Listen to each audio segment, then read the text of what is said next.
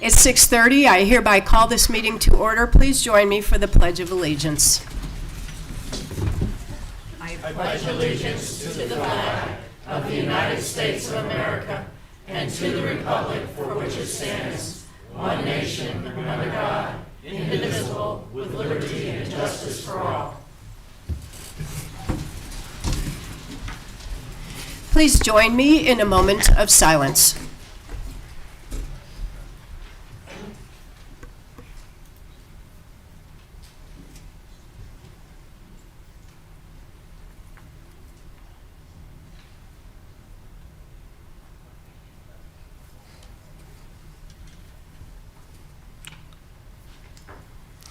Thank you. Our first order of business, announcements, awards, and special recognition. The 2024 Markham Awards, I'm delighted to invite Vivian Lett, our communications manager, to the podium.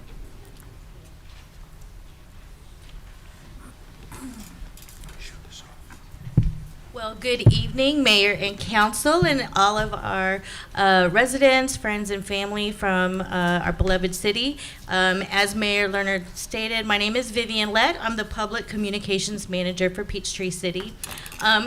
Another exciting moment for us, and I'm so delighted to share this with you.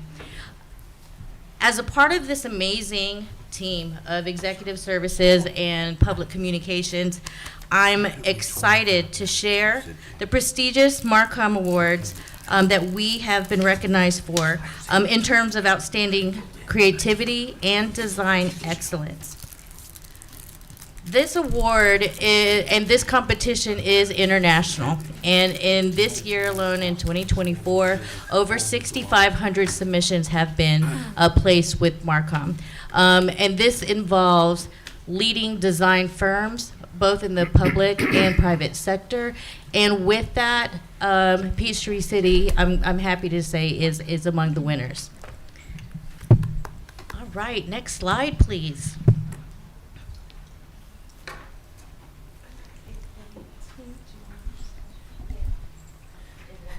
Vivian, while we get squared away with the technology, I want to mention, I want all of our citizens to see this and to know about this. And I think we have some out in the lobby who feel like they can't come in. Officer, if you could encourage everyone to step in, even all the way to the other side. And I promise you can still leave anytime you want. No, they can't. They got to stay. Come on in, and thank you.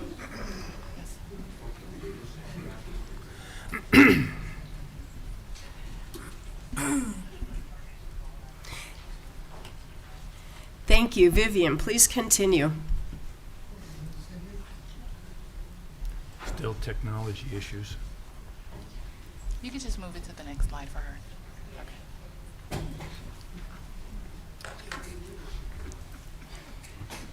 So this year for the Markham Awards, Peachtree City submitted five designs. And with that, as stated in the overview, over 6,000 submissions. Markham is one of the most prestigious creative design award givers, and it does recognize the hard work of those who are in the creative field. Next slide for me. With the five submissions,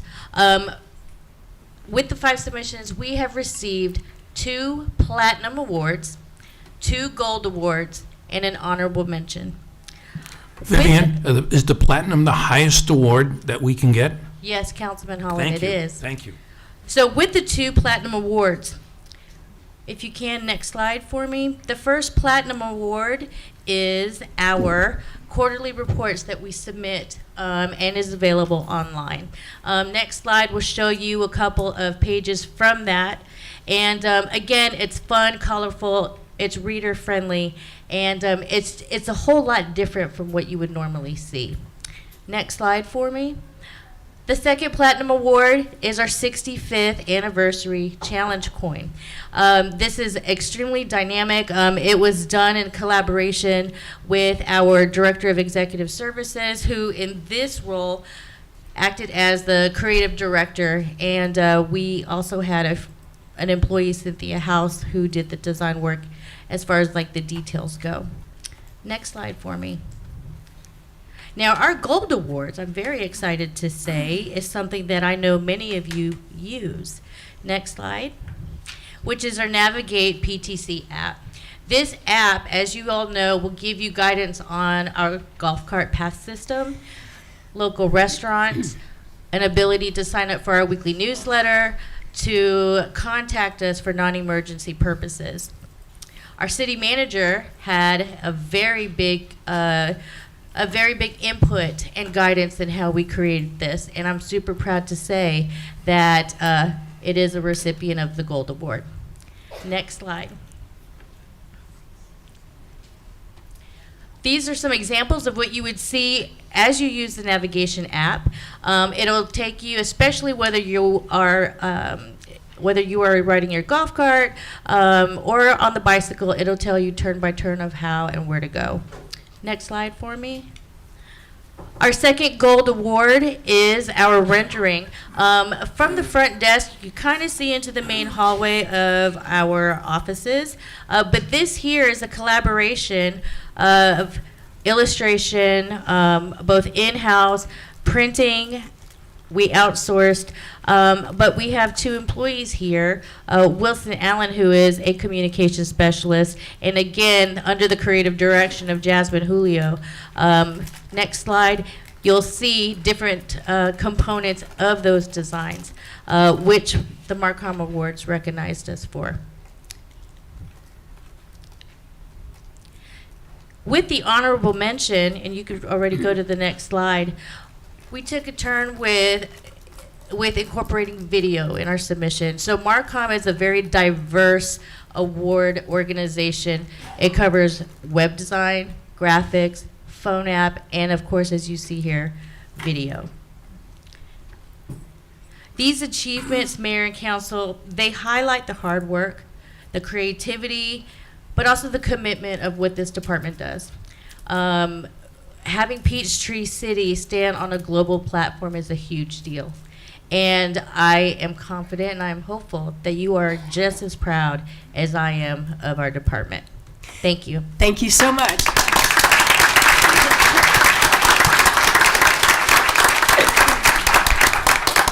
I would like to ask one more thing of you. If Mayor and Council, City Manager Strickland, and Ms. Julio will come down, I'd like to take a photo of you all with the trophy. Okay. Congratulations. Yeah, all of us. Can you do it? Sure. Yeah.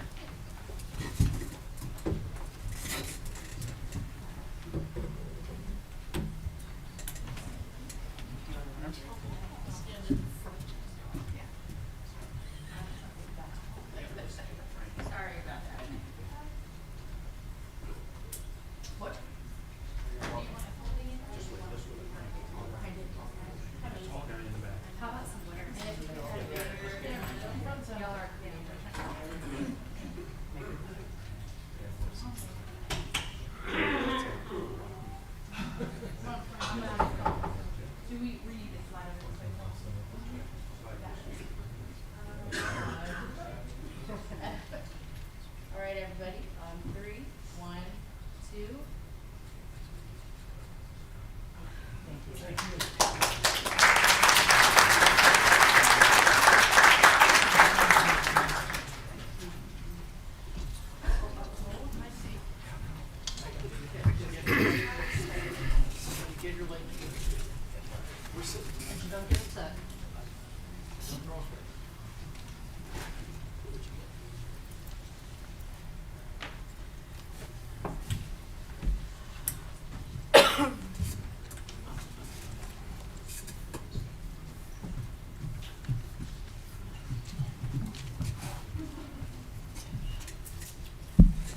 Thank you, Mayor.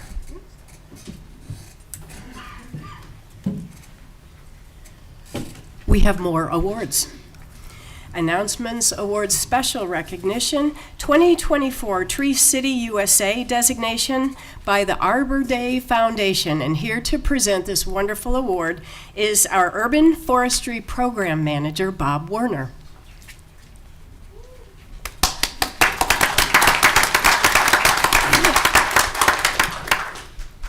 Good evening, Madam Mayor and Council. You'll have to Yeah, adjust move that that up there for microphone you. up. There we go. There we go.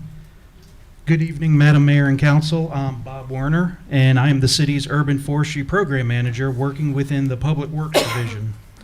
It is my honor and privilege to announce that the city of Peachtree City is now designated as a Tree City USA by the Arbor Day Foundation. This recognition as a 2024 Tree City USA demonstrates our commitment to enhancing the beauty, health, sustainability, and preservation of our city's urban forest.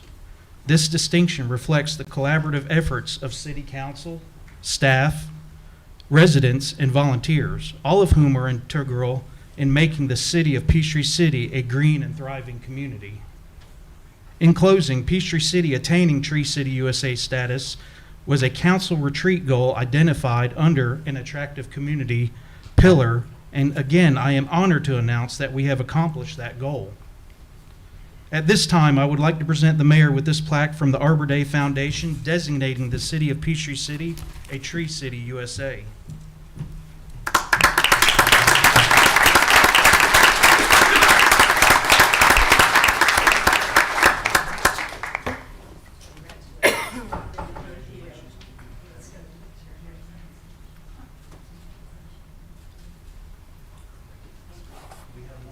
Okay, first I want to say a couple Okay. words.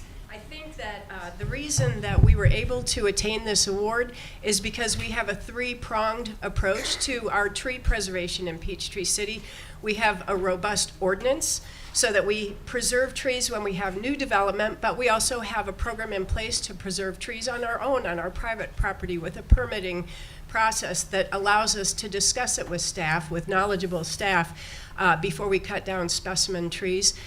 Just by part of the reason we received this award is because we created this new position on staff, and it's filled by Bob. And then third, we have over $300,000 in our annual budget for tree planting and tree maintenance. Whether it's fertilization, trimming, whatever it is, it's a year-round effort that we all have a play in. So thank you very much for making this happen. Thank you, Bob.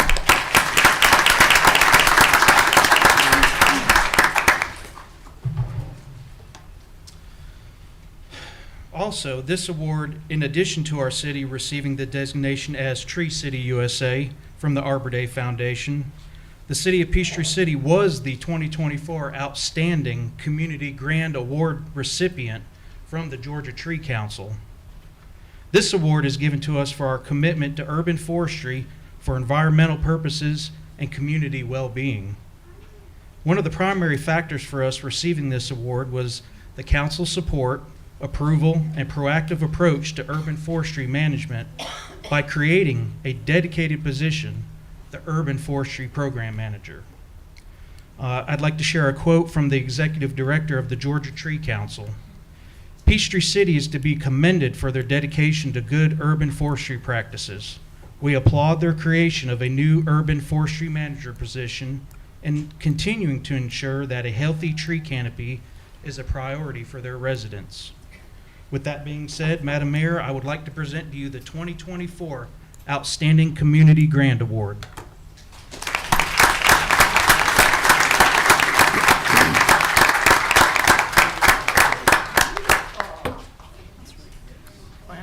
How many trees we cut down for that? Too many. Thank you very much. I want to mention one more thing. Bob, how long have you been with Peachtree City? I've been an employee for 27 years. So Bob's been with 27 years with Peachtree City. He went and got himself arborist, qualified, certified as an arborist, and now we're able to hire from within with someone who knows Peachtree City and understands our culture. So help me thank Bob Werner for all his hard work.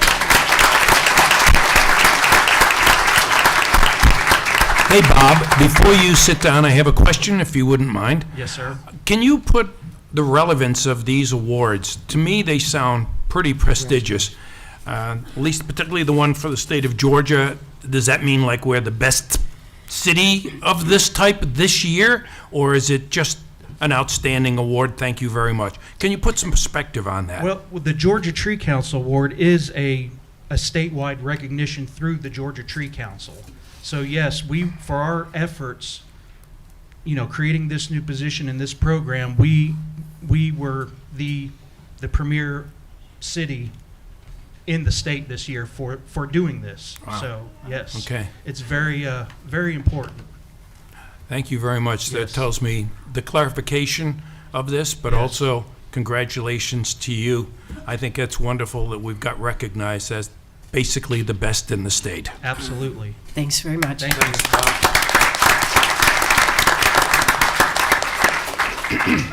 Next, we have public comment. Yes, Madam Mayor, we have 12 people signed up to speak. First person signed up is Skip Shaper.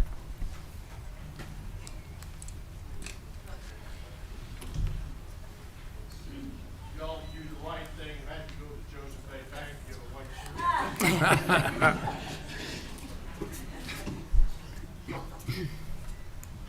Okay, my name's Skip Shaper.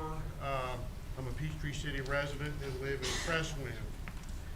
My understanding in this session, you will be voting temporarily to open Crabapple Lane in order to conduct a traffic study, engage the actual flow of golf cart traffic along this road.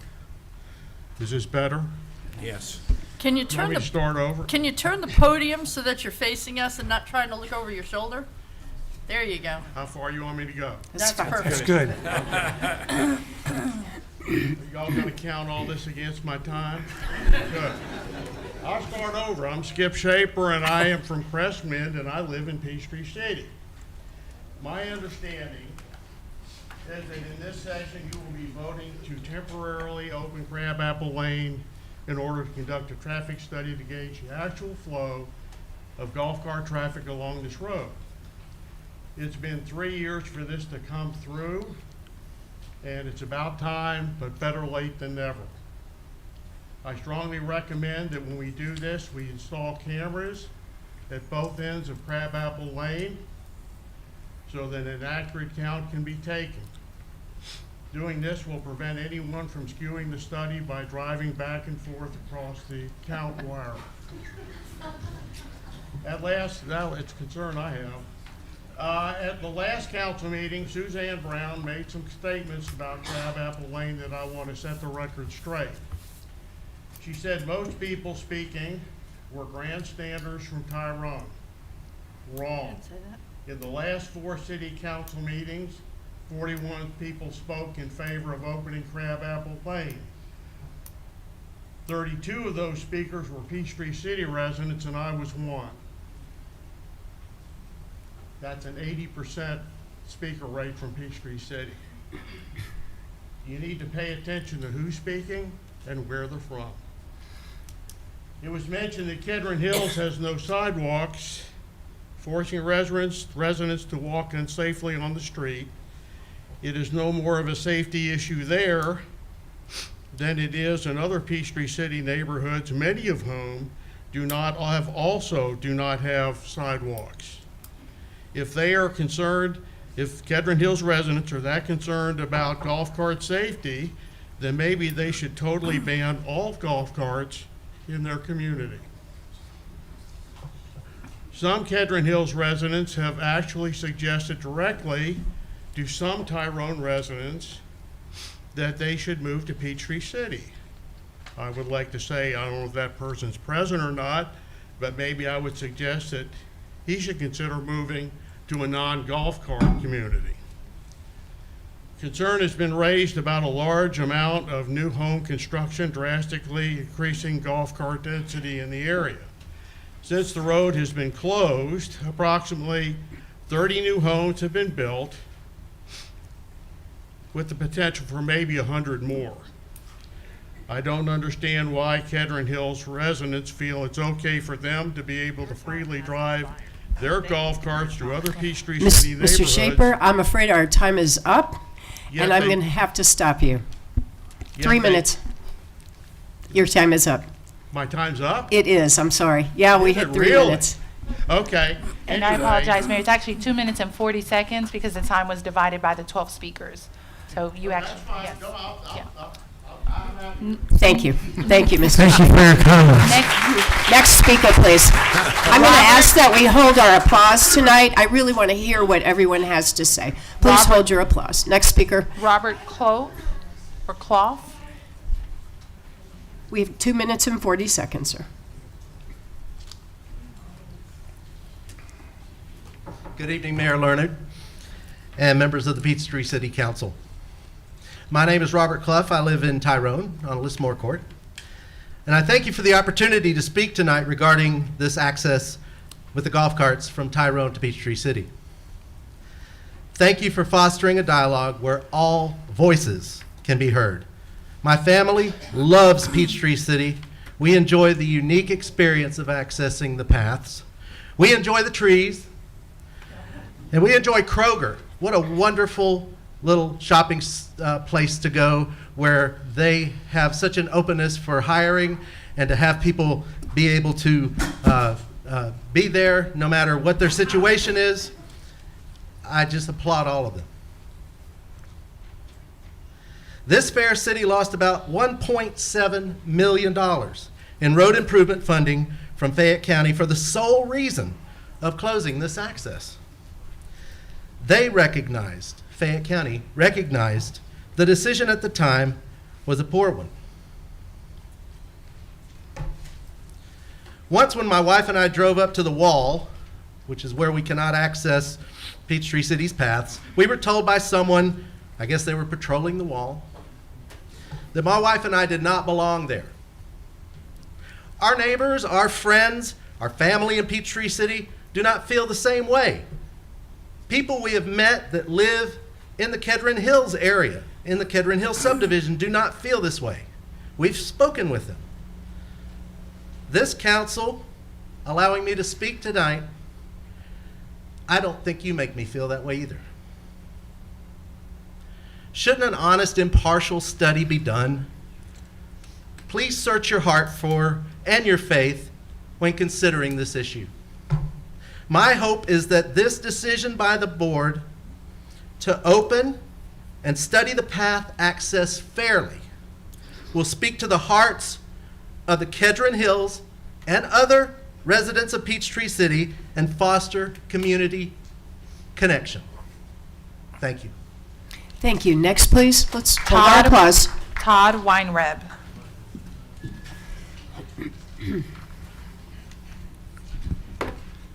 Good evening, Council. My name is Todd Weinreb. I live in Kedron Hills. I'm here to give you the opportunity to speak to truth, right? Truth should still matter here, all right? You keep talking about it's not your place to speak up. Well, when you were running for office, we could hear you loud and clear. The only time we haven't heard you is when we're having questions, when we want dialogue. You sit there and you say quiet, all right? The reason we're here is because you put us here. All you had to do was speak up the truth. The money that we lost, it's not accurate, correct? If you're being blackmailed or if you're being extorted by somebody, speak up over something so small. Because it's not about this. We've established that. I offered to pay to put in an electric fence. Correct? Correct? We're here in a listening capacity. Yeah, that was a head nod. That wasn't speaking, but thank you. And you spoke. So the fact is, it's still extremely dangerous. And now, by opening something, we can no longer protect our children as well. Have we made improvements to that road?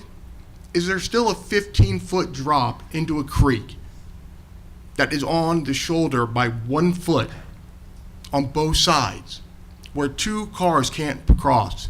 Are there still power lines on the ground? Is that road even legal to cross? Is that crosswalk real? No, it's not. Is that speed zone real? No, it's not. How long does it take a tandem trailer full of gravel to stop from 60 miles an hour? Do you know? It takes about 525 feet. and we have fake signs that say it's a speed zone. Do golf carts ever break down? Have you ever seen a golf cart on the side of the road? Or no, so why not make your improvements and your safety improvements before we even get here? I don't blame them. I get it. They want to give access to everybody. We're fine. How about making it safe? Why is no one talking about safety? I offered to put up some money. Anybody else? Do we want to make it safe, or do we want someone to die? We should put 2 cameras because someone's going to die on that road. It's 45 miles an hour. They're driving Your 60. time has I gave you a expired. study. Thank I you gave for you a your time comment. study, didn't I? Thank you. Next speaker. Signed up is Please hold your applause. Chip Yari.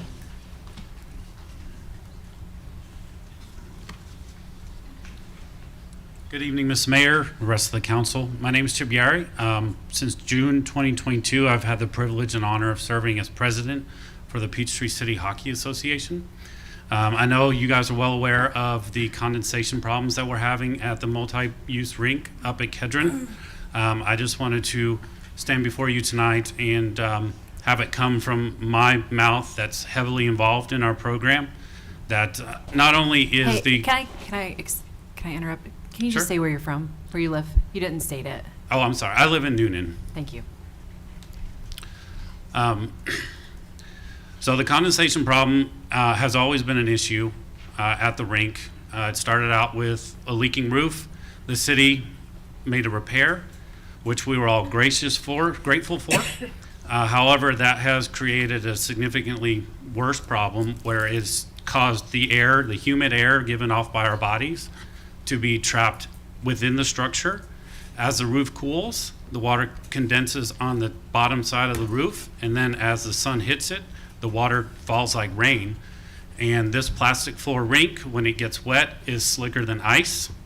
If you see some of our more advanced skaters, when they're up at full speed, if they hit one of these wet patches, they wipe out, they slide headfirst into the boards, and that can make for a very bad day, a very dangerous situation, and a huge liability for both our program and the city as well.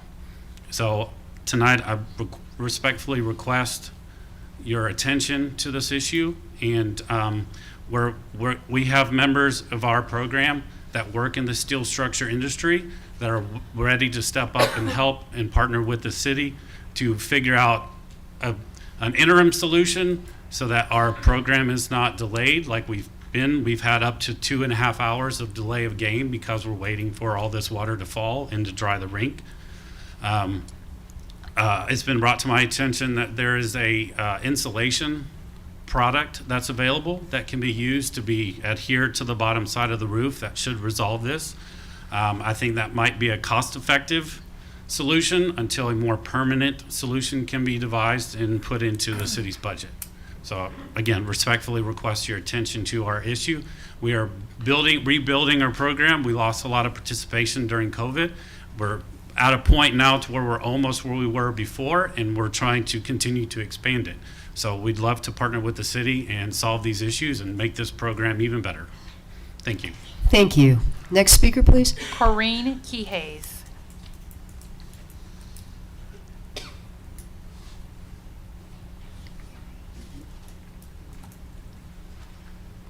Hello, I'm Corinne Keyhays. I live in Peachtree City. And I'm here to discuss an issue related to the clear cut on Let's Forest be sure and pull that microphone down to be more comfortable for you. Thank There you you. go. Forston Road along Red Wine, around the corner at Robinson, and then all the way up to Holly Grove has been completely cleared of trees, at least a 50-foot width more at the corner. There is supposed to be a tunnel project there. There was an intergovernmental agreement between Peachtree City and Fayette County, and in that agreement, plans were to be made and provided to the city and approved by the city. The width was 8 to 14 feet. And a little more than a week at the amount of trees they were starting to cut, both at Forreston and at Holly Grove.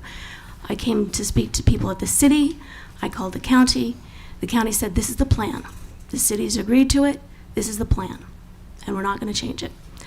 I said, it looks really awful, and it's not clear at all why it's necessary to remove so many trees for a path. For the tunnel, you might expect more area required, but for a path, it's way too much. So I want to know what happened. How is it that the city had an agreement with Fayette County, and at least from the staff that I spoke to, that was changed? How did that come to be? It's very concerning because trees provide a lot of value, and it's difficult, given all that was discussed earlier in the meeting, how these two things fit together, the city's dedication to trees and yet that enormous clear cut. And it's not an isolated event. A lot of people might say, well, trees have to come down, which is true. People could argue that every tree should come down, but it's expensive. It's costly to do that. What about Foreston to Mill Farms? What about 100 miles of cart paths? And to make an excuse that we have to do it for ADA is to push the blame unfairly. It's really important to provide access, but not at the cost of cutting so much. And what about the tunnels that need to be replaced? So I would like to know what is happening here with the tree cutting situation. Thank you. Thank you. Next speaker, please. Joan Brennan.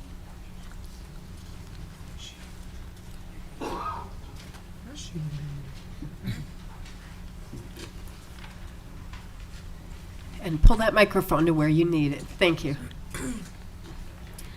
My name is Joan Brennan. I live in Kedron Hills. I'm here to ask the council to vote no on the data study.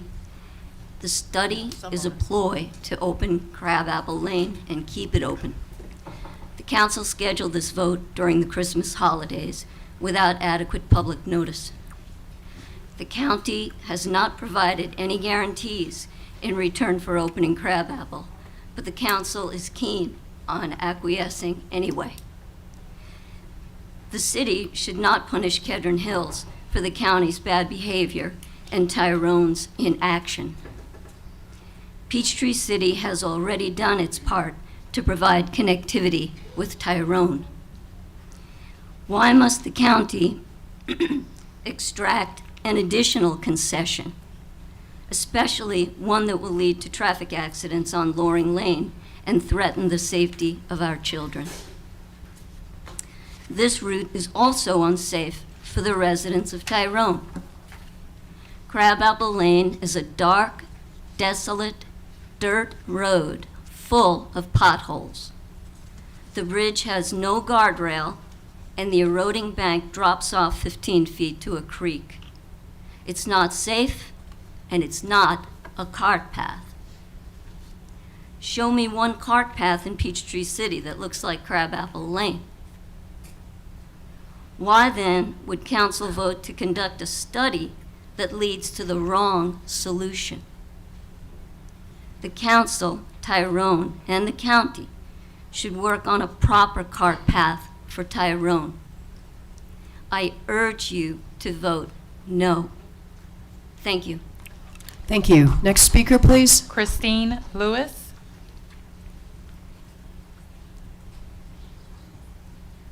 Hello, I'm Christine Lewis. I live in Tyrone, and I just wanted to thank you all for considering opening it to, or temporarily opening it to try to get some correct numbers. I lived in Peachtree City for a very long time. I lived in Wilshire Estates, where it is a cut through, where people from Fayetteville cut through. Wilshire does not have sidewalks either.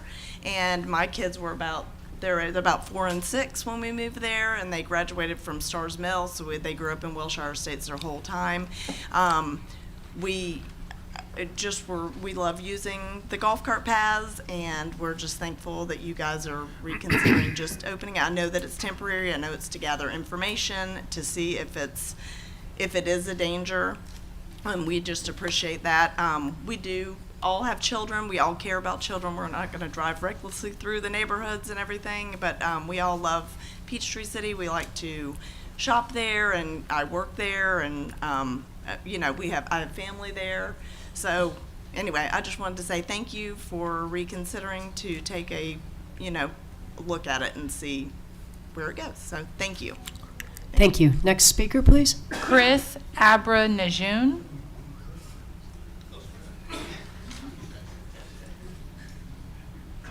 Good evening. My name is Chris Abinajam. I'm a resident of Kedron Hills. I had something written that I was going to say, but you're going to hear the same thing over and over again. It's a safety issue. It's a safety issue not just for Kedron Hill residents, but for people who traverse Kedron Hills. It's a safety issue for Tyrone residents that are going down Crabapple Lane, that are going over Dogwood Trail.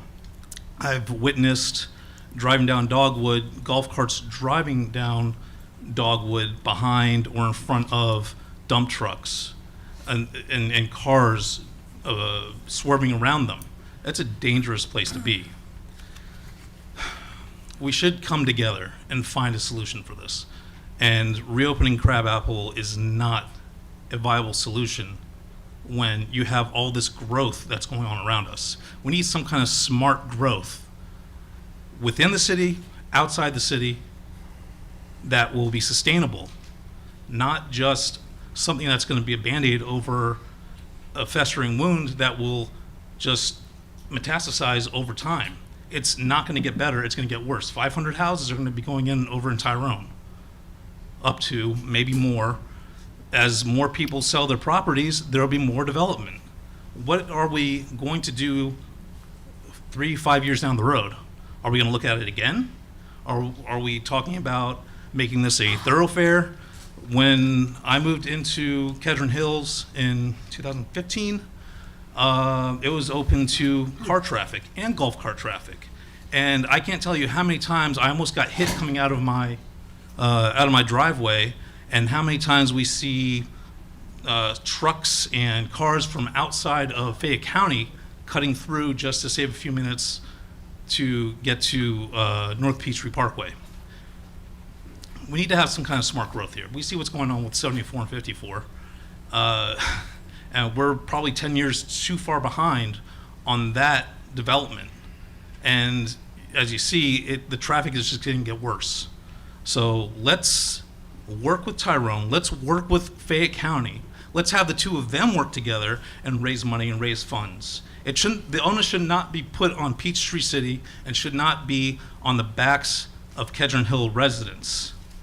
And Tyrone residents shouldn't have to suffer through this too. So really, you all need to go out and lobby your board and put some pressure on them. Your time has expired. Thank you. Thank you for your comment. Thank you. Next speaker, please. Amanda Ott.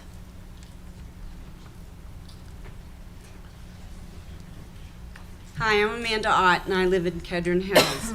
I attended the Fayette County Safety meeting a couple Wednesdays ago. I inquired why the paved paths on Red Wine near the athletic fields and those subdivisions, who paid for those? At the other end of Red Wine, you have High Grove, Wood Creek,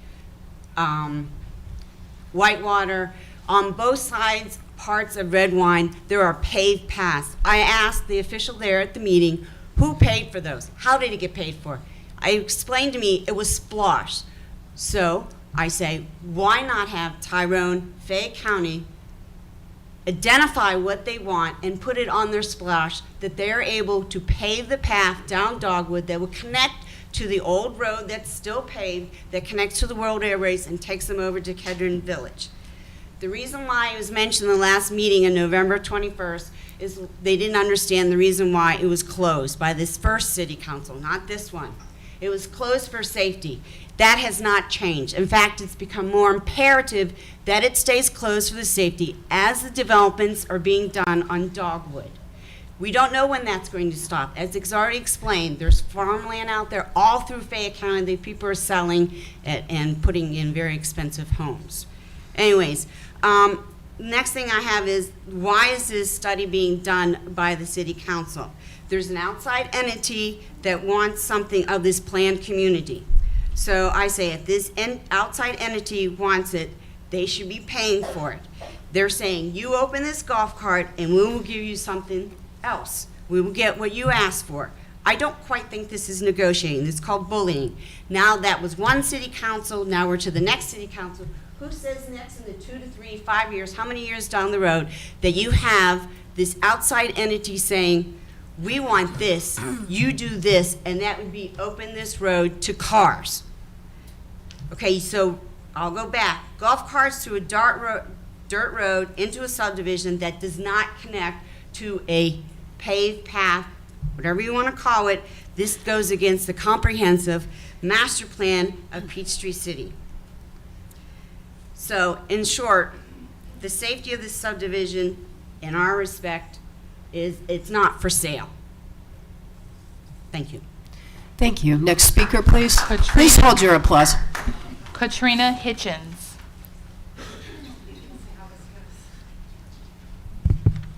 Hi, I'm Katrina Hitchens. I live in Kedron Hills, and I'm here for you to hopefully vote no on opening Crab Apple. The reason is my two very cute and adorable kids, as well as everyone else. So I'm a big proponent in connecting Tyrone and Peachtree City and Fayette County. I love it. However, I don't think going through a residential is the answer. I was up here a couple months ago and I talked about how I lost a niece to a vehicle accident in a neighborhood, and it was from someone that was not residential. This past week, we actually had a babysitter run through stop signs. I've had my mailbox hit by a construction worker. It happens, and when you live in a neighborhood, it happens. It's natural. It's, your subconscious does it. You treat your neighborhood with respect. I wish everyone does, but it doesn't happen like that. Heaven forbid there's a safety incident. Instead, why don't we look at a solution? And I'm here to propose one, which we've proposed it before. Use those funds, the SPLOSH funds, build a path outside of our neighborhood. We talked about Dogwood Trail. Why is that not being emphasized as a solution? That meets everyone's goal. It does not impact Kedron Hills with safety concerns, and it connects Tyrone to Peachtree City. In addition, when we're talking about the study, we're talking about doing it in winter. Those are months that you don't see as many golf carts on the road. More importantly, you don't see that many kids and families on the road. Come into Kedron Hills during the summer. Our pool, we have swim practice from 8 to 12:30. We have swim meets. It is littered with kids on their bikes playing at the basketball courts. No, we don't have sidewalks. Golf cart paths, yes, and I understand other neighborhoods. Our neighborhood is very hilly. We have blind turns. We do not have speed bumps. Our neighborhood was not built for that infrastructure to use as a through road. If you do this, I heavily hope you consider putting in traffic lights, speed bumps, because what you're gonna see is that entry point that goes from our neighborhood to Peachtree Parkway become a choke point. And it's gonna be a safety hazard, not only for the entire neighborhood, not only for the residents of Tyrone that are using that, but for anyone, Peachtree City as a whole, using that as a transit. I live on that corner of Loring Lane, right out that entrance on the second house on the right. Steep driveway. My kids have almost been hit multiple times. I have proposed having speed bumps, and that's been told no. We have signs outside. I know my time's up, but please consider safety. Your first. time has expired. Thank you. Next speaker. Please hold your applause. Vladimir Salazar.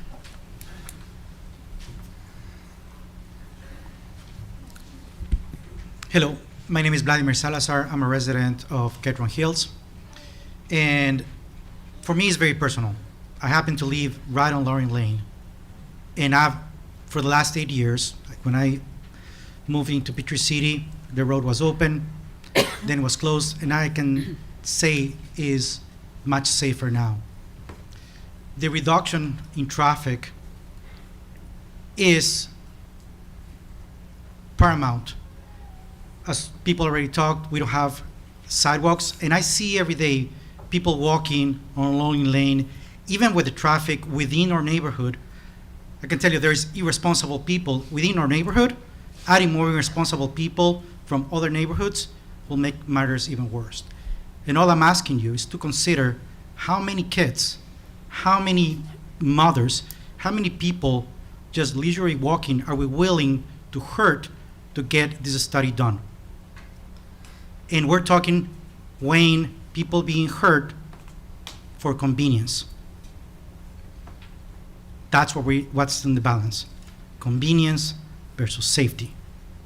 And the residents of Kedron Hills that we see Loring Lane every day, that's why it becomes personal for our kids, for our families. Thanks. Thank you. Next speaker. Courtney Maxey.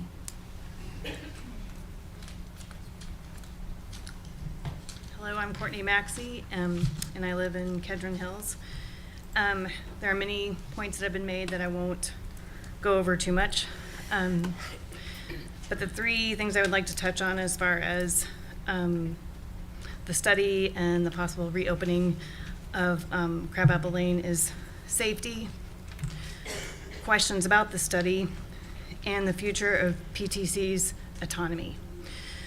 Safety, if you have increased traffic, even if it's good traffic, you're gonna have increased incidents.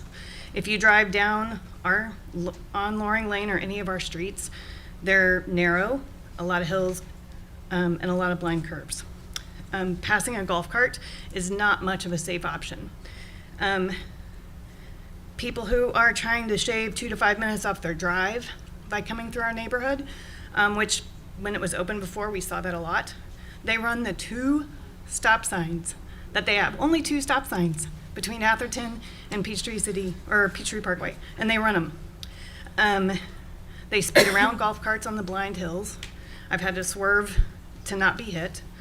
Another question is enforcement of carts and other vehicles on this. Currently, I have witnessed multiple times golf carts driving around the barrier through private citizens' properties, even though they've got tape up saying do not cross private property, no trespassing. Many of these carts have no tag on them at all. So are these the same people who are going to obey whatever rules with the traffic study or after? Who's going to enforce that then? Because I don't see anyone coming to monitor or give tickets. Another question I have, which I know when we met with Laura Johnson recently, she said that this council wants it only golf carts, no other vehicles, but it's my understanding that Mr. Rapson at the county wants it full stop open. That is his long-term goal. With the study, what are the parameters? I feel like you're gonna vote on something that we don't know the defined parameters. If you're starting the study tomorrow, what are the safety things put into place? Because now that gate is really wide, and when you open it, full-size vehicles can come in, so what's gonna stop that? What is the magic number for your thresholds? The future of Peachtree City's autonomy. If the county is giving us consequences for holding to our Peachtree City master plan and to our citizens' Your time interests has with this, expired. what happens Thank you next for your time? comment. Thank you. There are no further speakers. Thank you. The next on our agenda is agenda changes, council. None. Minutes. A, November 21st, 2024 City Council meeting minutes. B, November 21st executive session minutes. C, December 5th, 2024 City Council work session minutes. D, December 5th executive session minutes. Can I get a motion? So moved. I make a motion to approve. I make a motion to approve the meeting minutes as read. Second. I have a motion and a second. All in favor, say aye. Aye. Motion carries. Consent agenda items A through L. Jasmine, tell me I do not need to read them all into the record. Thank you. Can I get a motion, please? Yes, Madam Mayor, I make a motion we approve consent agenda items A through L. Second. I have a motion and a second. All in favor, say aye. Aye. All opposed? Motion carries. Old agenda items, we have none. New agenda item A, 122401, Unified Development Ordinance. Justin Strickland.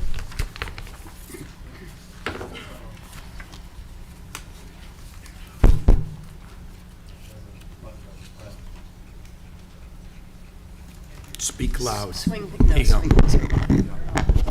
Okay. Sorry. All right. So the Planning Commission last month spoke with you all about going through this unified development ordinance process. We had a project last year. We scrapped it. The Planning Commission's come back with a proposal that I think you all liked of the Planning Commission serving as the steering committee. We got the Vice Chairman Kenneth Hamner here tonight, I see. At your work session, I think you all had consensus to move forward with it, and just to codify that, we're putting it on the agenda tonight for you all to approve. The motion is right here under the recommendation. So I'm going to be short and quick unless you all have questions. Can I get a motion? Madam Mayor, I make a motion that we approve the United Development Ordinance as number 1224, and for the Planning Commission to complete a unified development ordinance proposal as stated, and I want to approve this. I have a motion. Do I have a second? I'll second it. I have a motion and a second. All in favor, say aye. Aye. All opposed?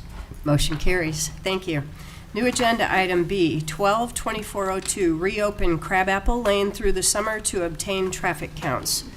The situation at Crabapple Lane has become unreasonably divisive, and we, the five of us, are tasked with finding a way forward. That's our job.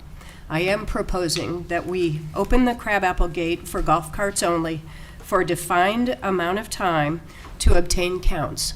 We need data. Can I get a motion to start?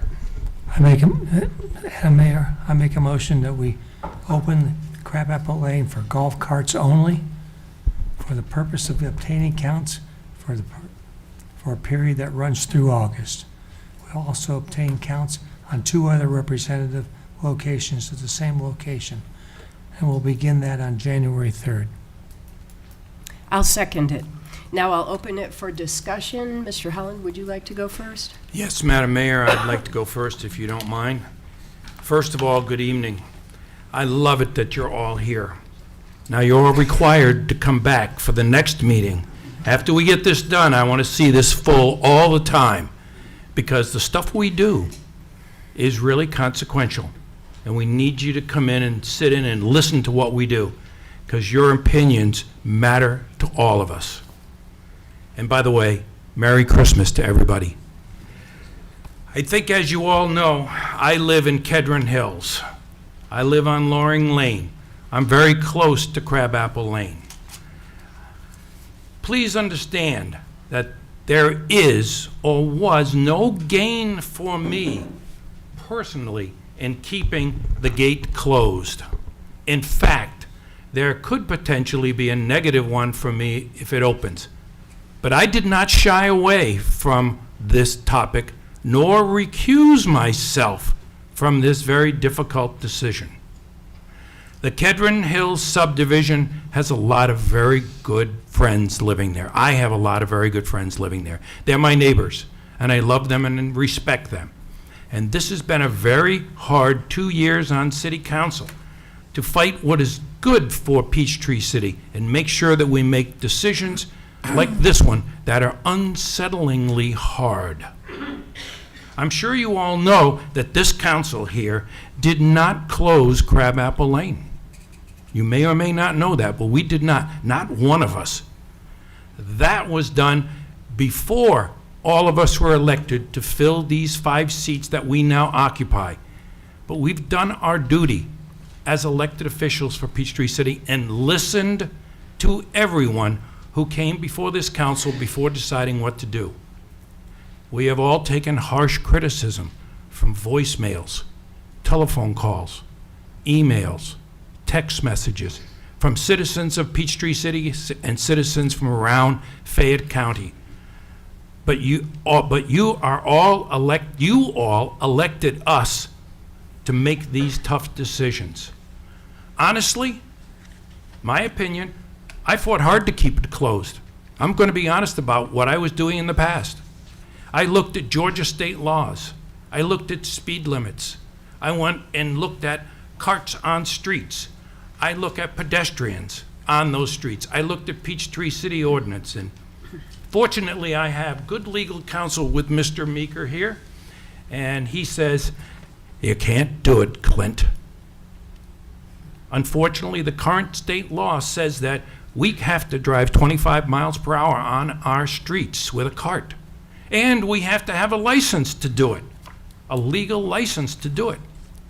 But because these laws came into effect on January 1st of 2012, we already had laws on the books that said, no, we can do it our way. And those are the laws that we will follow, are the ones that are in Peachtree City, not the state laws. So, fortunately, you'll be able to drive on golf carts on city streets. I believe it's up to 35 miles an hour. It's at 30 miles an hour. I believe it's 30 miles an hour. 30. 30, thank you. And the variance ordinances protect you against state law. Now, we worked with Tyrone and Fayette County, along with many other meetings, many meetings that we had, and council member meetings. And these multiple meetings, everybody was in attendance of all the parties, plus the Peachtree City citizens, say that 3 times, and all the affected parties, including the Kedron Hills Homeowners Association. And we had citizens not only from here in Peachtree City, but outside of Peachtree City, and also outside of Fayette County, come to talk to us. And we listened. We said that, you heard that tonight. You listened. We sit here and listen. We're not tone deaf. We do listen. So, the people at the city council listened, and we talked among ourselves about Crabapple Lane. Now, we have to look at and listen to people talk about closing and opening the Crabapple Lane. And as many of you know, the comments were directed at me personally, and that's okay, because I listened to these comments before making my decision. Now, the Fayette County Board of Commissioners did not approve the $1.7 million for road funds this past few months. We did not receive those funds. Now they're looking at another $900,000 that'll be distributed to Peachtree City. So now the total fund is $2.6 million. I certainly cannot allow this road work to be done in Peachtree City to be funded through our taxpayers, not when we have the largesse of the county. This funding comes from the county distribution of road funds annually. And it appears that we will most likely get those funds of $2.6 million, $1.7 million before, and $900,000 now if we open Crabapple Lane. A personal point here. I was elected to represent all the people in Peachtree City.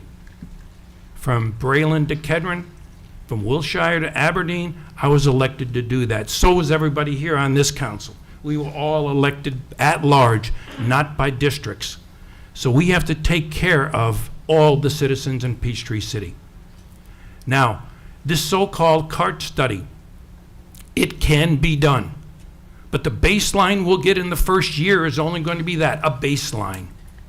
I suggest to my council members here that since we're monitoring, we'll have monitoring equipment in place that is professionally installed, that we monitor that gate frequently over the next 3 to 5 years until we get a steady state set of numbers. As an engineer, I like steady state numbers. Tells me what's going on. Decisions from that information is meaningful data, and then we can make good decisions. Now, safety was brought up. And I suggest one potential suggestion for this council to consider to help mitigate safety concerns in the Kedron Hills neighborhood. For anyone using a golf cart, walking, running, bicycling along Loring Lane, either with or without the gate closed or opened, I would like the council to potentially consider a side path to connect Crabapple Lane to exit Kedron Hills. There is a right-of-way that could be used along Loring Lane. In this way, we can be sure that pedestrians, walkers, golf carts, and especially the children of our community to safely traverse Loring Lane. Okay, here's my final remark, because I'm going to give it back to the mayor so she can have others here. I am in favor of opening up the gates at Crabapple Lane for golf carts only, not for other vehicles. Thank you, Madam Mayor. Thank you. We have a motion and a second. Any other final comments before I call the vote? I'd like to make a comment. I read every email message that I received on this. I know that's hard to believe because you can't imagine how many we got. I asked a lot of questions of our city manager and our city attorney about many of the issues that were raised in those emails.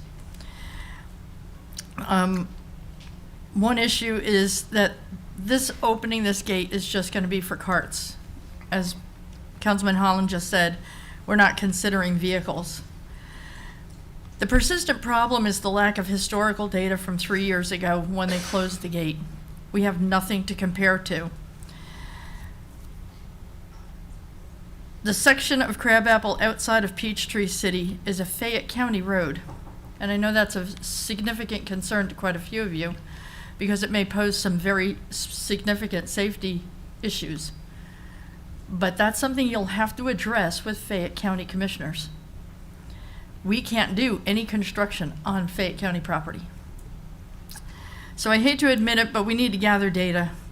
And I refuse to be locked into saying what we will do after the data is gathered because there are several issues that we have to consider, not just the number of carts coming and going.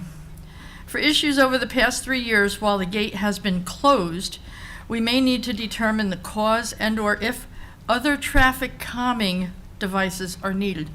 I did talk to the city manager about this. Some of the questions that I have are, do we need more signs? We heard that tonight. There's only 2 stop signs in the neighborhood. Maybe we need more stop signs. Do we need to reduce the speed limit? Do we need speed tables? Do we need a dedicated multi-use path running parallel to Loring Lane, which is what Councilman Holland just talked about? If you don't want the carts on the street, then is a parallel path the answer? I think it may be. It appears that there may be an adequate road easement to build such a path from Crabapple Lane down to Viridian to get the carts, bicycles, pedestrians, and pets off the street in that area. So is that our best option to keep everyone safe, as so many emails indicate? I think it might be. I represent, like Councilman Holland and everybody up here, I represent Peachtree City, not Tyrone or Fayette County. We get elected by the citizens of Peachtree City, but it's not just Kedron Hills either. We have over 40,000 residents. Yes, there are 230 houses in Kedron Hills, but we have more than 14,000 residences through the city. So when you look at it, we have to consider more than just Kedron Hills in all of this. I know the cold weather deters some cart usage, so I'm very much in favor of doing a long-term study. If we throw open the gate, we can't just do it for a month or two. It's going to have to be long enough to gather data to see exactly what happens, because I know I do not drive my golf cart very often in the winter, and I'm sure quite a few other people are the same way.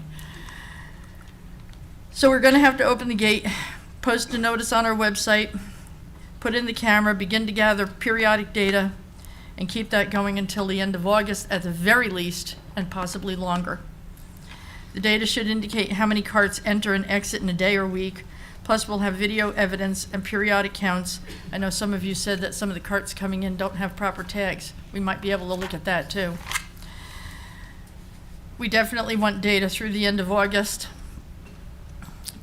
And so, even though I've tried to find whatever legitimate reason I could to keep the gate closed, it has to open.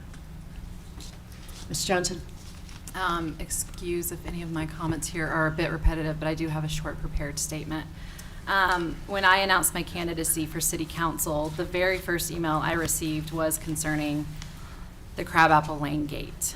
It has been an ever-growing issue since. It is very clear that we have residents with strong opinions on both sides of this issue. I'm a firm believer that data needs to be an integral part of this difficult decision. My consideration for a count would only be for golf carts. I'm in no way interested in opening the gate for cars. A few months ago, I asked staff to provide me with a map of all the access points for golf carts into Peachtree City. I went with our city manager to each of these points and saw that there were other neighborhoods where golf carts cut through to access our path system similar to Kedron Hills. Some of these points include Maple Shade, the Preserve, the Gates. It is important to see the amount of golf cart traffic these points experience in comparison to Crabapple Lane. I would like to see a count for at least 8 months, similar to everything that's been said already, so that we can capture the numbers through the summer. Many are concerned that a count now would be invalid due to continued residential development taking place on the other side of our city limits near Crabapple Lane, and I agree. I'm also interested in conducting counts in the future to keep a pulse on how golf cart traffic is affected. While I know that not everyone may fully understand my decision, I feel that it is in the best interest of our community to gather data to help make an informed decision. Thank you. Mr. DiStadio, any comments? Yes, ma'am. I was the one that made the motion because I'm tired of hearing from all the people. I get emails from everybody, not just people from Tyrone, but people from Kedron Hills that actually ask to leave it closed and leave it open. Kedron Hills is a very strong community, and they have a lot of opinions, and that's great. We get good opinions, but we get opinions from both sides. Some people want to leave it open, some people want to close it. I made the motion because I think we need the data. Ever since I've been on this committee, this council, I've wanted to have clear direction to make decisions by. And this is one that we never had the direction. The prior council closed it without any, that I know of, any decision based upon facts. I would love to see the facts of how many people are coming in, where they're coming from, where they're leaving, so we can make an honest, intelligent decision. If you sent me an email, I've responded to it, and I've usually told you the same reason. We need to have the information to make an intelligent decision. I don't like to make a decision in the blind. So I'm for opening it up for a long enough reason to gather the proper data, to know what's going on in that community. Like many of you, we have cut-through property. I live on Tantalon, and people are constantly cutting through now, recently. Thank you, Mr. Holland. You're one of the ones. I come to visit you, Frank. They cut through Tantalon to get by the golf cart path intersection problem on, on Walt Banks. You don't have to stand in that long line on Walt Banks if you cut through and cut across over to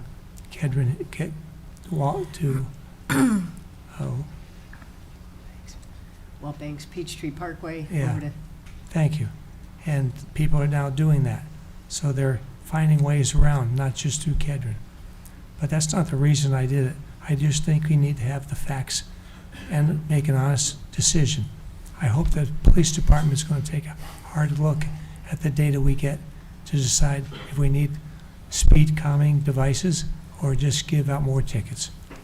But it needs to be looked at, and I appreciate everybody coming tonight and voicing their opinion, because it does make a decision for us. And this last week's been a very difficult time with everybody getting tons of emails saying open and close, open and close. I could probably line them up, and there's probably at least 50 on each side. Thank you, Mayor. I made the motion to open it so we can collect the data. I have a motion and a second. All in favor? A matter of personal point, I just have one or two more comments just to clarify. We haven't really discussed how we're going to measure it. Should we do that before we pass this, or do you want to leave that up to the city manager? We'll leave that up to the city manager. Okay, will he bring it back here to the council to approve? Of course. Okay, good. That was the only point I wanted to make sure we had that clear. I have a motion and a second. All in favor say aye. Aye. All opposed? Motion carries unanimously. Thank you. New agenda item 122403, award construction bid for lighting upgrades at city parks. Dave Borkowski. Remember, Tyrone built these in hard pass till after August.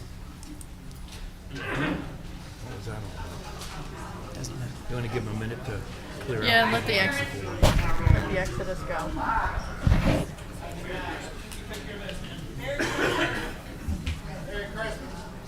Yeah, it's Merry Christmas to you all.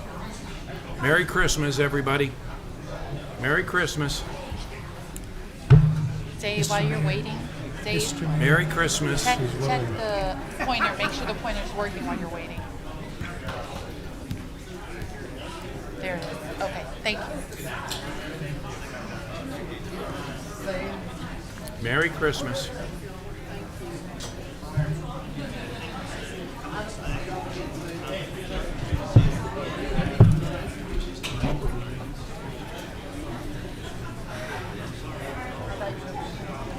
I've taken a hit count tonight, but there was too many of them.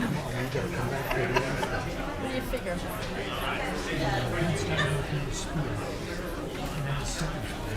I know. But you know, such invested in New agenda item.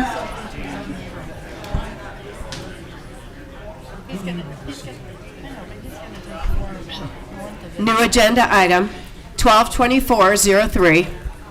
Award construction bid for lighting upgrades at city parks. Hold one more minute, Dave. That's right. Y'all can admire my tie.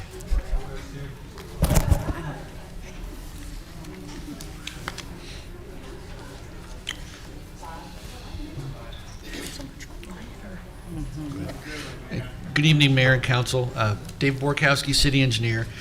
As you recall, at our last meeting, we had bid out an LED lighting retrofit project for parts of various recreation fields in the city, including the PAC, the Field of Hope, T-ball fields, and the lacrosse fields at Meade, and that we were reviewing those bids.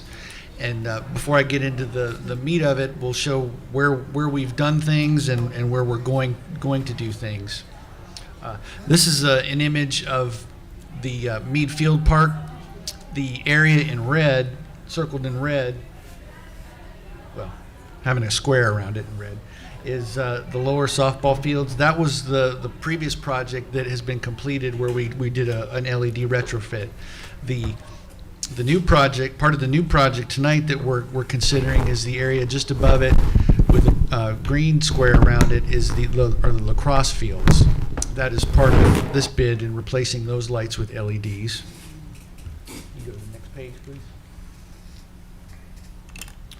Then another part of this bid tonight is part of the Field of Hope and part of the PAC that's outlined in green there. There's many lights in this part of the project, and then the part of the PAC to the north that's not circled in a color, those are lights that are not being replaced at this time, that we'll have to look at the future for budgeting for LED replacements there. Just wanted to give you an idea of what was being done and what was not being done in this current project. Next page, please. And then this is just a shot of Riley Field. There's 8 lights there, the red dots that are not part of this project as well, that we'll have to look at in the future. And then the last slide, if you would, the tennis center. There are many lights here that will eventually need to be retrofitted with LEDs. I believe there's 64, if I read the number right. Yeah, 64 outside court lights that will eventually need to replace, and then a few dozen on the inside of the covered courts. So we for this project, we and our consultant reviewed the apparent low bidder, and we had comments. We have worked through most of them. However, we're still working through some of the technical issues on the photometric plans to make sure that we get what we're asking for. For example, we're just making sure that we get the right lumen levels and the right color on the field, as well as proper uplighting for folks playing ball. So just to keep this project moving forward, we're recommending that council award this bid to Georgia Power in the amount of $920,000, contingent upon satisfactory review and approval of their lighting plans. Thank you. Are there any Council, can I questions? get a motion? Let's start with a motion. Yeah. Madam Mayor, I move that we approve item 122403, award construction bid for lighting upgrades to Georgia Power for the amount of $920,000. Second. I have a motion and a second. Any last questions, comments? Yes, could you go back to the previous 2 slides back? I'm just trying to get oriented here.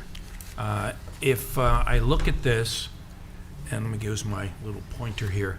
If I look at this, this is the entrance right here, coming into. That's actually Wassa. That's the Wassa entrance. Okay, orient me here. Okay, sure. Because this is. The northern entrance to the PAC is right here. Okay. Those are the soccer fields. That's Highway 74. Let's get that out of there. Yes, 74. The Field of Hope with the giant baseball. Where is Rockaway? It's right there. Way down. Rockaway, way okay. down there. Okay, this is PAC. I got confused there. Can we go back to the first slide then? Okay. Okay, this is the one that I'm looking. Okay, that's Yeah. Meadfield Drive. No wonder I was confused. I was not on the right.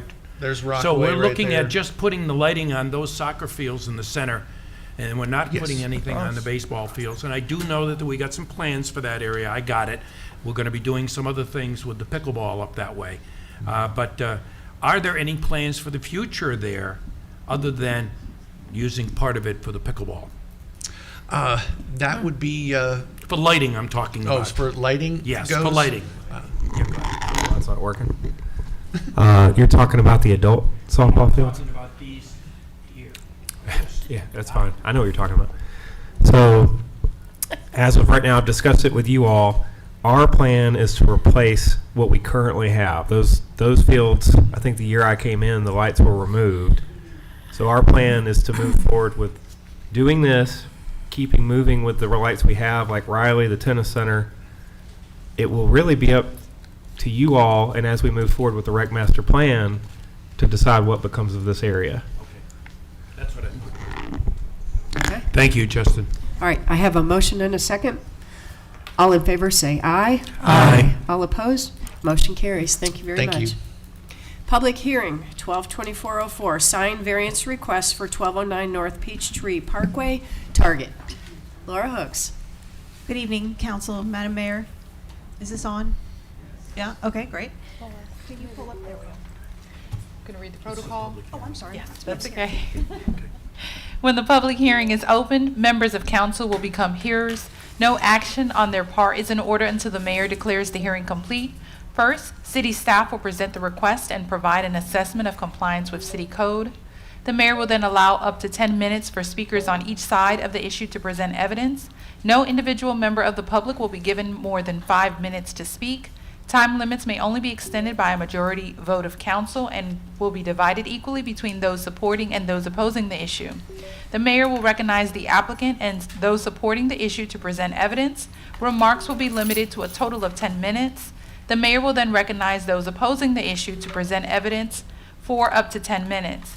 Prior to closing the public hearing, city staff and the public will be given the opportunity to ask questions of either or both sides of the issue. When the mayor and council are assured that the presentation of evidence is complete, the public hearing shall be ended, and the council may debate the issue and render a decision. All speakers from the public are asked to follow these rules. 1, please wait to be recognized by the mayor. 2, come to the microphone and state your name and neighborhood prior to making remarks. 3, keep individual remarks under 5 minutes and do not repeat comments. And 4, address all comments to the mayor. Thank you.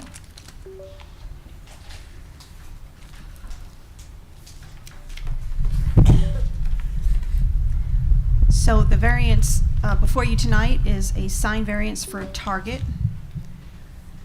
It is located in the Kedron Hill Shopping Center and is zoned GC, General Commercial. You can sort of see there's a black outline. Obviously, we all kind of know where Target is. This is their property right there. They are planning some updates for their store, which includes signage. Currently, the maximum sign area permitted in a GC zoning district is a total of 154 square feet. The applicant is requesting 284 square feet, which will be the total square footage for 3 signs. Here I'm showing you at the top, the existing signage at Target, and then below in the drawings is the proposed signage. You can see the change from the existing Target bullseye to the newly proposed. The pharmacy sign, really there are no changes to what's existing. And then this drive-up sign is a new sign that the applicant can probably tell you about. So just a reminder, the criteria for sign variances is different than a zoning variance criteria, and I'll just read through those real quickly. City Council may grant a variance only upon finding hardship as defined below, where visibility of a conforming sign from the proposed street and within 50 feet of the proposed sign would be substantially impaired by existing trees, plants, natural features, signs, buildings, or other structures on a different lot, and placement of the sign elsewhere on the lot would not remedy the visual obstruction, and such visibility obstruction was not created by the owner of the subject property, and the variance proposed would not create a safety hazard to vehicular traffic or pedestrians as determined by the city engineer. That's all I have for you. All right. Is the applicant here, and would the applicant like to share some comments? Good evening. My name is Devin O'Geary, 1200 Peachtree Street Northeast, Suite 800 in Atlanta, Georgia. The zip code is 30309. And I am here on behalf of the applicant. So yes, just clarifying some points. We are proposing a new sign for drive-up be implemented and attached to the facade just to facilitate wayfinding for guests of Target and to mitigate traffic around the front of the store for pedestrian safety. And I'd be happy to answer any questions later. Thank you. Thank you. At this time, I'll open the public hearing. Is there anybody who wishes to speak in favor? Seeing none, is there anyone who wishes to speak in opposition? Please take the microphone. With 2, I think, raise your hand if you would like to speak in opposition. I'm going to take a hand count. There's one back there. Thank you. 1, 2, any more? 2. 2. All right, thank you. Please start with your I'm Jennifer name. Faulkner, and I live at the Point in Lake Kedron. And my question is the signage for the Target circle going to be any different, any larger? Is it staying the same? And the other question is for drive-up, where Target is right now, there is no space for drive-up. If you would please address your comments to the mayor, and we'll make sure to ask those questions. Madam Mayor, those are my questions as to what is going on, because first of all, the signage size, I don't think needs to change, especially when you take a look at things like McDonald's didn't get a variance for theirs way back when. Why do we need a variance for Target for signage size?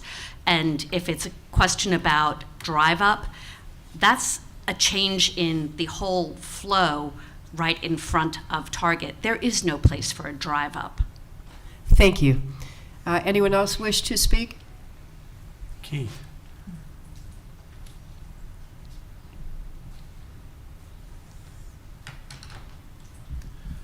Good evening, Mayor and Council. My name is Keith Larson. I live in Sandown Creek in Peachtree City, and I'm in opposition to the proposal for variance in signage at the Target store.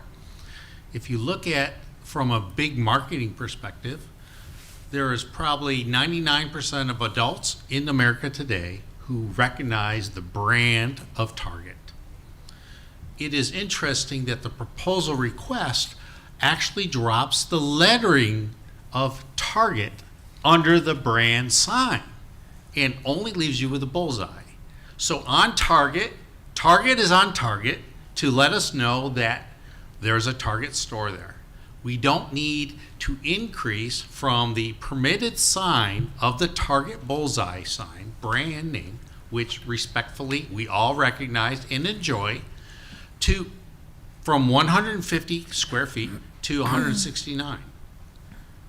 We establish the village standards so that we may have a uniform appearance and a quality assurance that is not overwhelming for all our residents. We know where the target sign is. We don't need to be over amplified.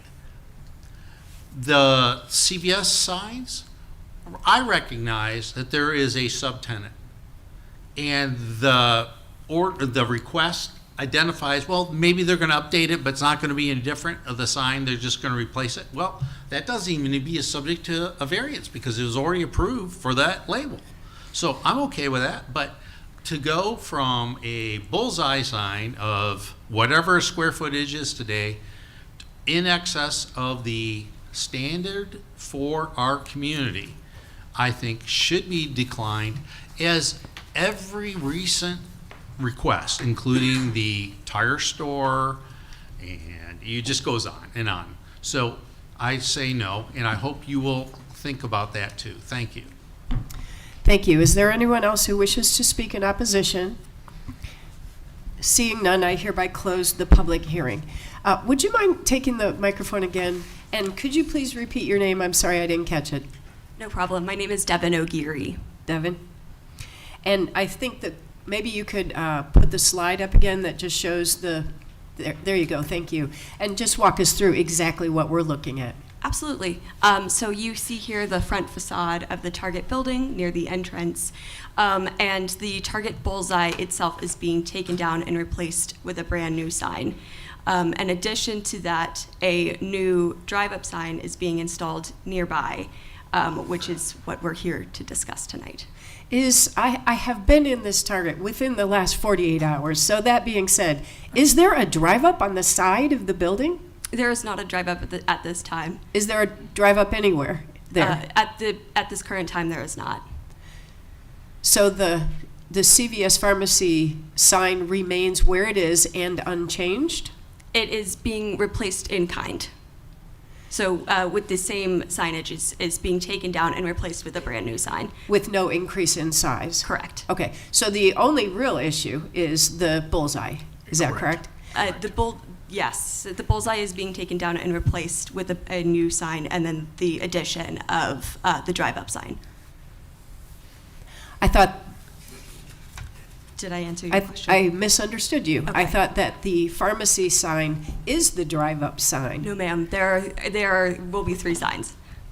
There will be 3 signs. That is correct. So we're putting up a drive-up sign? Yes, ma'am. What does it say? Drive-up. It says drive-up, Yeah. even Yes, though ma'am. there's not a drive-up? That's correct. Madam Mayor, their drive-up is parking spaces that are out away from the building, but the first spaces in the row out from that sign in the parking row. In the greater parking row and not to the side of the building? Yes, it's kind of deceiving when they call it drive-up. You pull into the parking space, you've ordered ahead, they bring your order out. So they'll be adding a crosswalk for the store employees to bring the goods out to the cars. They started this during COVID, but they're expanding it by a few parking spaces. Thank you. Could someone take a laser and show me where the drive-up sign is intended to be? Right there. I also have physical copies if you would prefer. That's the drive-up sign right there? Yes. Thank you, Laura. Oh, okay. Thank you. So we're putting the words drive-up right there, where there were none. With a logo, it looks Yeah, like. there's a little icon, a little car. Is that a car? Just to indicate that in front here in the parking lot, that's where you can drive up and then make your phone call and get your delivery. There are separate parking stalls set aside for drive-up. It's not within the front area. This is just for traffic mitigation and to direct drivers. Okay, so a new sign that says drive up, and then the red and the Target word come down and Yes, get ma'am. replaced with the white bullseye. Yes, ma'am. And it will be the same size as the current Target symbol. The same size as the bullseye, or bullseye The plus bullseye will Target? no, bullseye minus Target. The bullseye will remain the same size. So the only increase in size is in this drive up. Yes, ma'am. It's actually a new sign, isn't it? Because now we've gone from 2 signs to 3 signs. Yes, sir. Is the total area, and maybe Lori, you So can. to clarify, the current signage they have is also greater than 150 square feet. Ah, What is it, 154? We actually don't have any data. What Okay, the so- existing square footage is. Let me ask the question. It shows on this that you've got the red sign today here, and we're going to go to a white sign, or is it going to be red? My understanding is it will be white. Okay, so you got a white sign over here, and they're going to be exactly the same size. Is that what I'm hearing? Yes, sir. No. No? It says clearly that they're going to 284 That's the square feet. combined. But that's because they've added the drive-up sign. Yeah, that's the combined of all the signs from. That's all the signs. Is that correct, Laura? That is correct. Okay, so the actual symbol of Target is going to maintain the same size that we currently have, except that the old one has the word Target underneath it. That's correct. And so we're going to just a sign with no wordage, no letters. But now we're adding this small sign which will say, drive up, with a little icon of a car. So the reason for the variance is because they're asking to, basically, they're putting in a new sign permit. They have to come technically into compliance with what the requirements are, but they currently have more signage than the ordinance would allow. So thus they would need a variance. And can you please repeat the number you quoted, that the new square footage with the combination will be, was it 254? 284 square feet. Can you break that down into the three signs of what the, oh, that's right, you said that you can't because Well, it's- the well, Target sign the- is. The you don't- current or the proposed? The proposed. The is in your- 284. It's in your packet if you have that. I'm afraid I didn't bring it with me. I don't have it on the It's screen. here. I don't have it on the screen here. I have physical copies if you would prefer to see them. But just trying to get an understanding, Laura. So the bullseye, I believe, is 169 square feet. The bullseye is 169 square feet, and the old That's one correct. then was 169 square feet. Yep. Because it's the same. Is that correct? That's what Yes, they're sir. saying. So we've already got one above That's correct. that is really added to this. It's 169, which is the standard. Okay. Thank you for a little more clarification on that. You're welcome. But we still don't know what the square footage is for the drive-up sign, do we? Do you have that? I have it do. here. I could read it. Remove the existing red Target bullseye sign with text that equals 169 square feet, and install red CVS sign, the red CVS sign is to remain and be replaced. That's 37 square feet. And the new drive-up sign is 78 square feet. What's the 37, Jasmine? That's the red CVS sign which will be replaced. The The white, red CVS sign, but we're going to be putting the same thing back again. that's correct, and that is 37 square feet. So that's 37. That didn't Okay, come out. so it's 169 for the bullseye, 37 for the CVS sign. CVS sign, and what's the last And the new one? drive-up sign is 78 square feet. 78. Thank you. Thank you, Jasmine. All right, So- counts. Can I ask a question? Yes. If the signage is already over what our ordinance allows, was there a previous variance request that allowed Target to take up the amount of space that their signs have up right now? Nope. So how did they get it then? Or is there just no paperwork behind it? It I just could- is I could not- there. I could not find it. It's just there. I couldn't find the paperwork. It slipped through the cracks then, huh? Okay. Okay, could we, Wow. according to how a variant, well, maybe we have to, maybe what I'm going to say is more for discussion amongst us. Okay. So I'll save it. Any more questions? No. All right, we'll entertain discussion among us. Yeah, that's good. So what I would say is, if there wasn't a request for a variance before, I would like to support Target in as much as changing out the signs for what their signs are taking up now. But even in doing that, I feel like it's a little gracious because I feel like our ordinance says council may grant a variance upon finding that a hardship as meeting all the criteria, which I don't feel like it is. So I would say they can have the two signs, but not the third. They can have as much square footage as they currently have, is what I would feel comfortable And with. what would that mean? So it would be they don't get the drive-up sign, or they can distribute it how they want, but if they want to take up as much square footage as they have right now, they can. I don't know how it slips through before, but it's been there. I think it's been okay, but I wouldn't push this any further because I don't think it meets the criteria. But Laura, we don't have a square footage for the old Target sign, the red one that's up there. Didn't they just say 116? 169 feet for the circle. We don't have any square footage for the little word Target. We don't have that Well, information. they can measure, right? Oh, I'm sure we could get the measurement. Yeah, We they don't can have it measure and tonight. see how much square footage they have. Because if they're That's just only a going to be suggestion, replacing but it, that's- I think you're right, just replace get rid of the word Target, keep the circle the same, keeping the CVS the same, but is the square footage of the word Target equal to the new square footage of the word Drive Up? And that would then keep everything the same as what they've got now, even though it does violate the variance request. Yeah, Ms. Brown. Okay, this is a classic scenario of when you start to do some renovating, you find out the hard, cold truth is you have to comply with all of the new ordinances that Yeah. are in place. You have to comply. I'm not in favor of giving you a variance on this. I understand what you're doing. I understand it's a corporate decision. I also understand that Peachtree City tries to adhere to a very tight sign ordinance for a lot of reasons, and I'm not in favor of granting any variance. Anybody else? Mr. DeStadio? Well, Madam Mayor, when you read through the reasons for awarding a variance, it clearly lays out the fact that they need to have some justification. I don't see a justification here. So I'm not in favor of doing a variance. Mr. Holland, anything else? Yeah, I think, I hate to say this to you, Devin, but you may have to go back to the drawing board here a bit. I would not have a problem replacing one bullseye with the same bullseye. I wouldn't have a problem with replacing the CVS sign with maybe a more modern one that looks like they're the same size.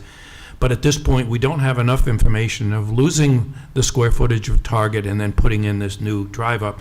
So I'm certainly not in favor of approving it tonight. I think it needs a little bit more work, a little bit more analysis, and I'm sure working with Laura, you're going to get all the help you can. And maybe bring it back another time. That would be my suggestion at this point, when it's a little bit more data. I don't know how the other council members feel on this. It's not looking good. Do you want to withdraw and go back to the drawing board? Yes. Okay. Okay. Otherwise, I it's think that's a wise 180 days decision. before you Thank can you. come back. We can, we'll have the appropriate conversations with staff. Yep. Thank Thank you you. for Bring your it time back. this evening. Okay. Thank you.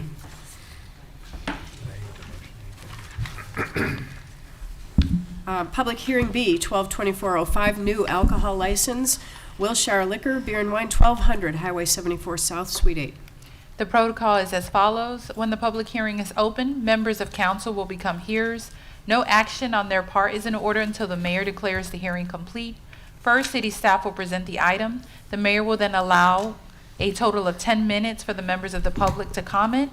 No individual member of the public will be given more than 5 minutes to speak.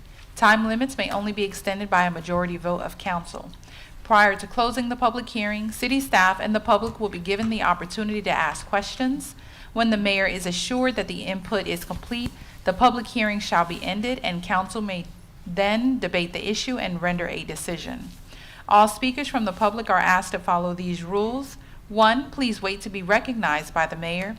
2, come to the microphone and state your name and neighborhood prior to making remarks. 3, keep individual remarks under 5 minutes, and please do not repeat other comments. And 4, address all comments to the mayor. Thank you. Good evening, Mayor and Council. This application is for a retail alcohol license at 1200 Highway 74 South, Suite 8. This was formerly the Peachtree Bottle Shop. The Peachtree Bottle Shop has since closed and moved down the street. Typically, when it comes to the state law, OCGA 3-4-47A, retail alcohol establishments are not allowed to be within 500 feet of each other. However, there is a caveat within that law that states that if there was an alcohol license held at the location within 12 months immediately preceding the application, then it is exempt from the 500-yard distance, and this location actually meets that. So what that means, even though there is another retail establishment within 500 yards of this location, it still can open. It still can be allowed to be issued a license. And that's what I have. The applicant does meet all other requirements of our alcohol ordinance. Thank you. And the applicant is present. Would the applicant care to share some comments?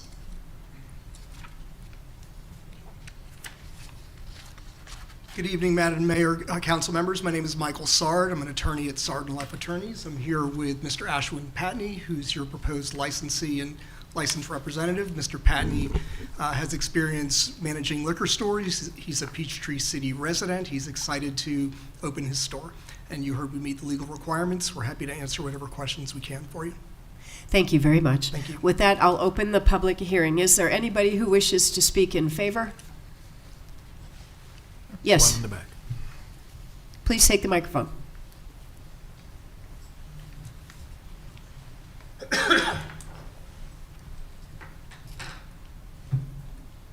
Good evening, Mayor and Council. Keith Larson in Sandown Creek.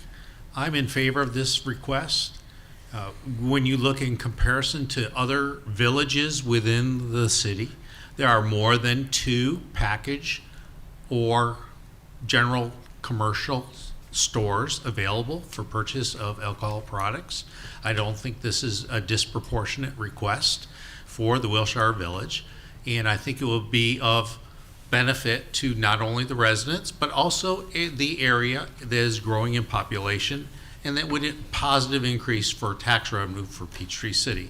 So I encourage you to consider this free enterprise proposition and grant the license. Thank you. Thank you. Is there anyone else who wishes to speak in favor? Is there anyone who wishes to speak in opposition? Seeing none, I hereby close the public hearing. Council? I have a couple of questions for Laura. For you. The location for the new one is not going to be the same location as the old Peachtree bottle shop. Is that correct? Did I understand the presentation? So, yes, it is the same location as the former Peachtree bottle shop. The Peachtree bottle shop owner actually closed this location down and moved it down the road, which is within 500 yards of this location. However, this the former Peachtree bottle shop held an alcohol license within the last 12 months.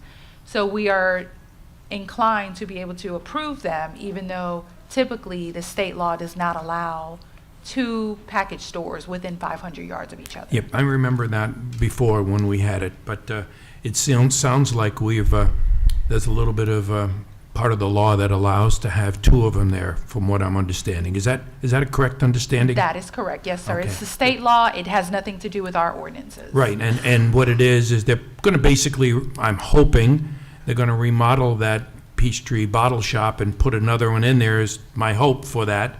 And if that's the case, I certainly don't see any reason why we can't approve it. All right. Can I get a motion? Madam Mayor, I make a motion that we approve the 12-24-05 new liquor license for Wilshire Liquor, Beer, and Wine at 1200 Highway 74 South, Suite 8. I'll second that. I have a motion and a second. All in favor say aye. Aye. All opposed? Motion carries. Thank you. Council staff topics? 1 second. I'll have to shuffle my papers. Okay, go ahead. Unless somebody wants to jump in and go first. Go ahead. Go ahead. Okay, so the first thing I want to talk about tonight is deer. No, we're done with chickens. Tonight we're talking deer. A few months ago, I asked the council to address this topic after encouraging 2 citizens who had reached out to me to come forward and make public comment regarding their individual issues with our deer population. And I'm very grateful that they reached out for help. Council asked our city manager to look into the issue, and a representative from the Department of Natural Resources was brought in to give us a presentation on the issues of deer plus overgrazing and measures to control urban deer populations through urban archery hunting versus paying the USDA to remove animals.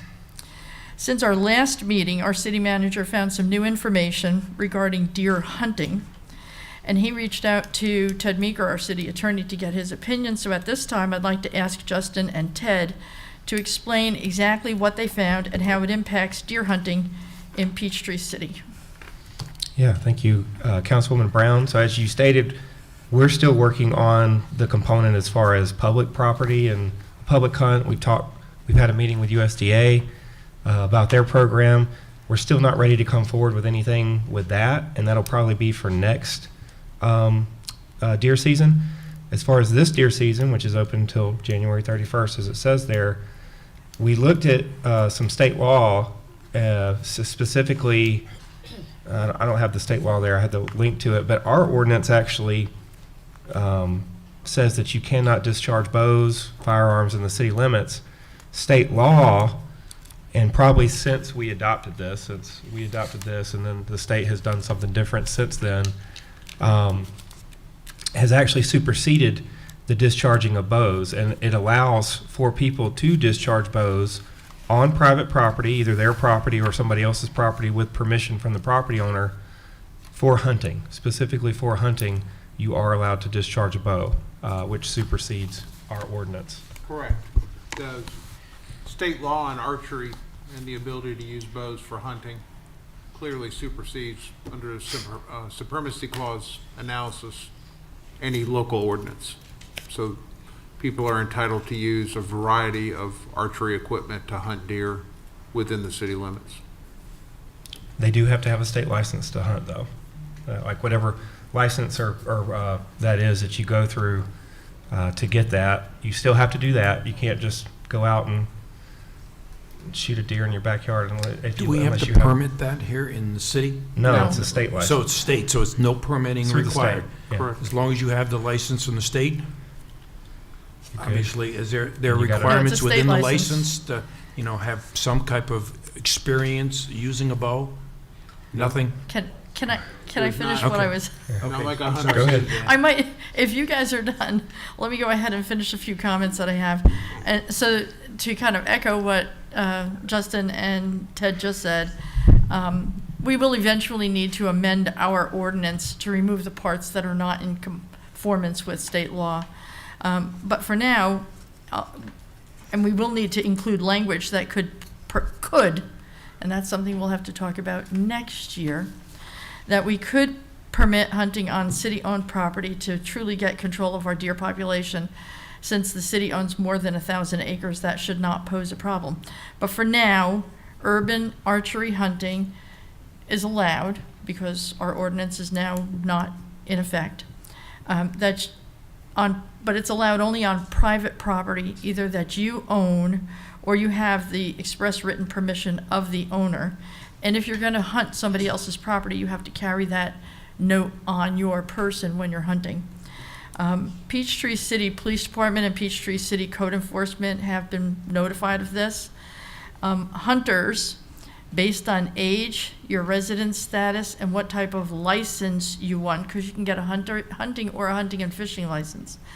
But based on what type of license you want or that you need or want to have, you have to follow all of the regulations with the Georgia state licensing for hunting, as outlined by the state of Georgia. So you can check on georgiawildlife.com for details and also look up the cost of the licensing. You can also search for the limits on how many deer each hunter may take. From what I've read, it outlines 12 per season. So if somebody has already been hunting elsewhere, unless they've bagged 12 deer already, they can continue to hunt through January the 31st. With the 12 per season, according to what I read, no more than 10 may be antlerless and no more than 2 may be antlered. And there are guidelines, so please do your research about licensing and limits before you hunt. No, Laura, they're not going to take reindeer. Just checking. Thank you. Rudolph is safe. With regard to the extended deer hunting season, actually, hunting season started back in September. That's when the very first section of archery hunting was allowed on September the 14th for a 2-week period. And then it went to other things, including a deer season. But archery hunting is allowed throughout the entire process, all the way up to, and because of where we live in Fayette County, we're in what's called an extended season. And so we can hunt until January 31st. And if you are, what I'd like to basically offer up is if you're willing to allow hunting on your private property, but you yourself don't hunt, you might want to go onto social media sites like Nextdoor to ask for people who are qualified hunters, who are experienced, and maybe find somebody if you're really looking to limit the number of deer on your own property. Same holds true if you're a licensed, experienced hunter. You could also reach out through social media to find private citizens who own property who would be willing to let you come on their property. Just be sure to follow all of the laws and regulations in all of this. So we still have about 6 weeks remaining for hunters to remove some of our deer from our urban population. And I, for one, as well as many of the people who've been writing to us, would like for that to happen for a multitude of reasons. And just one other note, there are 2 deer processing facilities nearby. One is in Sonoy and the other one is in Fayetteville. There are others listed on some of the hunting sites.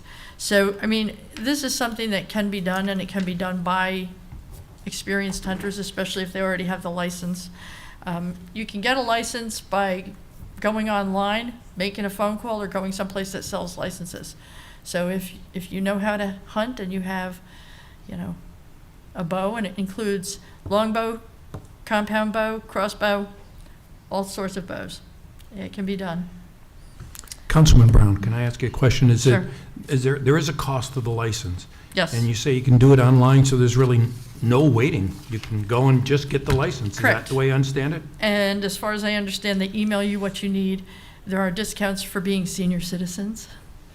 There are other incentives if you're under the age of 16. And read this very carefully, because I'm not telling you to do it this way, but I'm telling you, if you're actually only hunting on your own property, it does mention that you don't need a license, but that's only if you are hunting on your own property that you own. So I'd be very careful. Read everything there is about it, but it can be done. Great. All right. Anything else? No, just that we're going to have to amend the ordinance. Absolutely. I think we're on it. Do we have executive session? We do. We need to discuss pending or threatened litigation. Madam Mayor, before we motion this out, I'd like to make sure we wish everyone here and the citizens listened at home a Merry Christmas to all of them. Thank you. Can I get a motion? Make a motion to go to executive session. Second. For pending or threatened litigation. I have a motion That's what and he a said. second. That's what he meant to say. I have a motion and a second. All in favor say aye. Aye. All opposed? Motion carries, and we are in